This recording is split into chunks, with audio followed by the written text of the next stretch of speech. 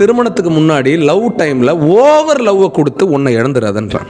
ஒரு டிஸ்டன்ஸை மெயின்டைன் பண்ணுங்க. அந்த காலத்தில் ஏன் சொன்னாங்கன்னா, அப்போ தான் உன் உடம்பு நல்லா இருக்கும், உன்னோட மனசு நல்லா இருக்கும்.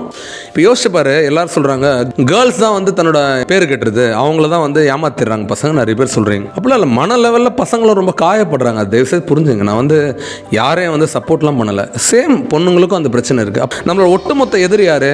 பையனோ பொண்ணும் இல்லை, நம்மளோட ஒட்டுமொத்த எதிரி இந்த ஏமாத்துறவங்கள தான் நம்ம பேசுகிறோம். எதுக்கு ஏமாத்துறன்னு சொல்கிறப்போ, நீ ஏமாற வேணாம்னா நீயே உன்னை தர.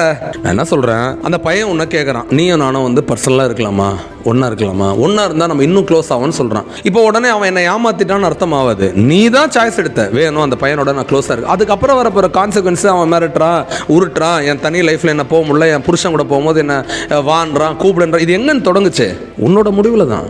ஏன் அந்த காலத்தில் சொன்னாங்க தலை குனிஞ்சு போமா, தலை நிமிந்து? நாங்கள் தலை குனிஞ்சு போகிற தப்பு இல்லைம்மா, தேவையில்லாத மனிதர்களை பார்க்காதன்றதுக்காக தான் அந்த விஷயத்த சொன்னது. நம்ம தாத்தாங்க அப்பாங்கெல்லாம் ஏன் வந்து பயந்தாங்கன்னா, ஏன்னா பொண்ணுங்க நல்லா இருந்தாலும் பசங்க சரி இருக்க மாட்டாங்க, பசங்க நல்லா இருந்தாலும் பொண்ணுங்க தரும். இப்போலாம் இந்த காலம் எப்படின்னா, பொண்ணுங்க மட்டும் தலை குனிஞ்சு போகக்கூடாது, பசங்களும் தலை குனிஞ்சு நடக்கணும். அப்போ தான் வந்து கரியரில் ஏதாவது லைஃப்பில் சாதிச்சு நல்லது பண்ணலான்ற எண்ணம் வரும்.